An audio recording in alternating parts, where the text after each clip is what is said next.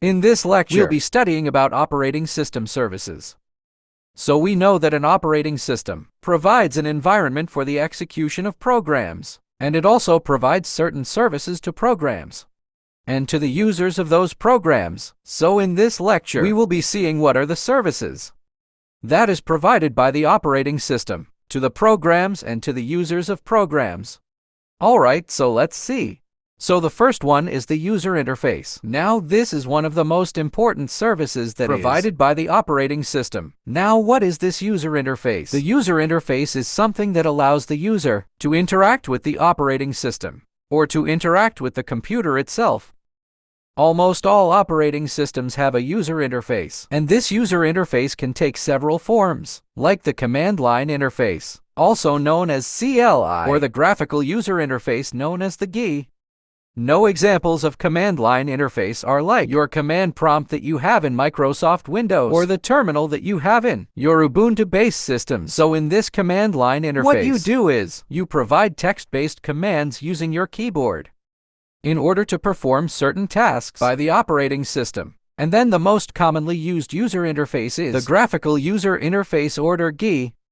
So here what it is an interface where you have a window system with a pointing device like your mouse, and you have your menus, and you can click those menus, or also you can provide input using your keyboard. So this is the most commonly used, and it is also the most user-friendly kind of user interface that we have. So this is the first and one of the most important services that is provided by the operating system. Now the next service provided by the operating system is program execution. Now we know what are programs and we know what are softwares. So the operating system must provide for the execution of the programs. That means you should be able to run or execute your programs and softwares that you have. The system must be able to load the program into memory, and it should be able to run that program. So this is also another very important service that should be provided by an operating system. Now the next service provided by an operating system is the I/O operations or the input-output operations.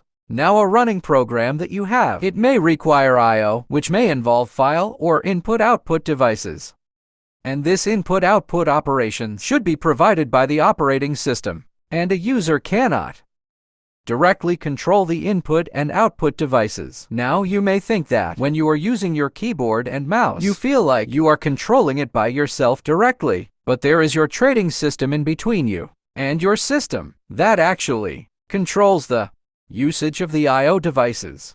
So this I/O operation is also one of the most important operations that is provided by the operating system. So here I have shown you some examples of input devices like keyboard, mouse, and other inputs. And here you have the output devices like monitors, printers, speakers, and so on.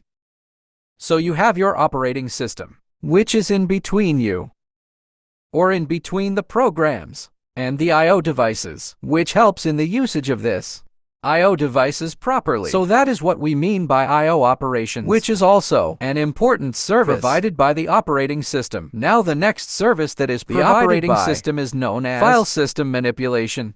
So this is also an important service, and file system manipulation or file system management involves files. Now there are many files and directories in your system that has to be used. Now the operating system must control how these files are manipulated or how these files are managed. So sometimes you may have to create files. Sometimes you may have to delete files. Sometimes you may have to modify files. Sometimes you may have to search for a given file. So all this is controlled by the operating system.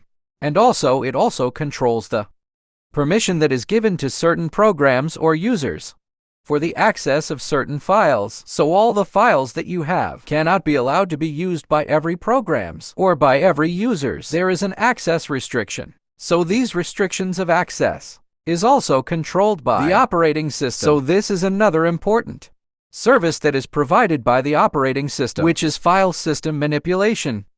Now the next service that is provided by the operating system is communications. Now from the name itself, you may already understand what is communications. We already know what is communications. But in here, what we mean is communication between processes. So in the last lecture, I've already told you what is a process. So a program that is in execution is known as a process. Now there are many processes that are present, and these processes often needs to communicate with each other so that they can synchronize with each other, and then their execution can be done in a efficient way. So there are many circumstances in which one process needs to exchange information with another process. So such communications may occur between processes that may be executing on the same computer, or between processes that are executing on different computers, tied together by a computer network. So the processes that we have, it may be present between the same computer, and they may have to communicate with each other, or you may be connected by a network. And in this network, you are connected to different computers, and there are different processes present in different computers. So the communication between these processes, between the same computers, or even between the different computers, are controlled by the operating system. So this is one of the important service, again, that is provided by the operating system. Now the next service is provided by the operating system is known as error detection. Now errors can always occur in the course of computing, and the operating system needs to be constantly aware of possible errors that can occur. So there are many kinds of errors that can occur, like there are errors that can occur in the CPU, there are errors that can occur in the memory and hardware, or there can be errors in the input and output devices, and so on. So there are many kinds of error. So let me give you an example of error. Here I have a printer, and say that you are printing something, and then suddenly your paper runs out. You are out of paper. Now the printer is not able to print because there is no more paper available now. This is also an error, and your printing system must be able to handle this kind of error so that it ensures correct and consistent computing. Now what I mean by this is when error occurs, your system must not just break down completely, and it should not just seize your computing ability completely. The operating system must have a way in which it manages those errors so that your computing is consistent and it is still carried on even if some errors are encountered. So error detection is a very important service that is provided by the operating system, and also sometimes you can have error correction or debugging. So this is also an important thing if it can provided by the operating system will make your computing more efficient. Now the next service that provided by the operating system is known as resource allocation. Now resource allocation allocating resources to different processes or different users. Now what do we mean by resources? Resources can be of different types. It may be the CPU, it may be the files, it may be the output devices, it may be the main memory, and so on. There are so many resources you have, and as I told you, there are many processes running in your system, and all these processes, they require certain resources at certain point of time. Now the operating system must help. A resource allocation means it should allocate the required resource to the processes which are waiting or which are asking for those resources. And it must allocate them in an efficient way, such that all the processes gets the resources that they need, and no process keeps waiting for the resource and never gets it. We should not have a scenario where a process keeps waiting for a resource, but it never gets it. And also we should not have a scenario where a resource is held by a particular process and it is never released. So the operating system must manage how these resources are allocated, and it should allocate in such a way that all the processes gets the resources that they need, and the computing takes place in an efficient manner.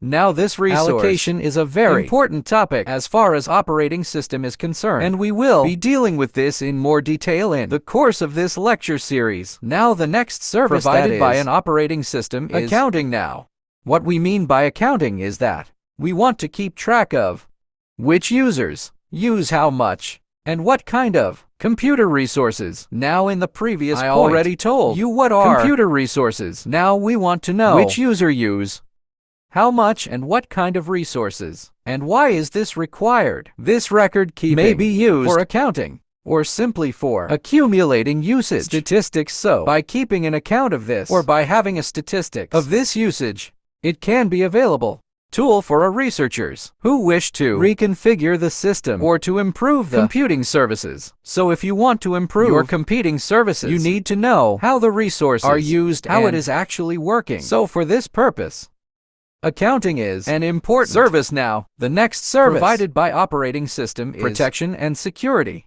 So from the name itself, we can understand what we mean by protection and security. So our data should be secure, and then everything that we do must be protected. Now we can talk of this protection and security in different ways. First of all, we can talk about it in the terms of processes. When processes or several different processes are executing at the same time, it should not be possible for one process to interfere with the others or with operating system itself. So the processes should not interfere with each other's operation, and production involves ensuring that all access to system resources is controlled. So we already know what are system resources. So protection means the access to the system resources must be controlled. And talking about security, we can talk about security in terms of outside access. We should make sure that the system is not accessed from outsiders who are not allowed to access the system. So this is common very in our day-to-day life. When you use computer systems, or when you use your accounts, like your email accounts, your social media accounts, you make your user ID, your password, and by doing that, what you are doing is you are protecting your account. You are authenticating yourself. So by providing the right password, you are authenticating yourself. And only if you have provided the right password, you can enter the system, and the security it extends to defending your external input-output devices like modems and your network adapters and so on. So you should make sure that these are prevented from invalid access attempts.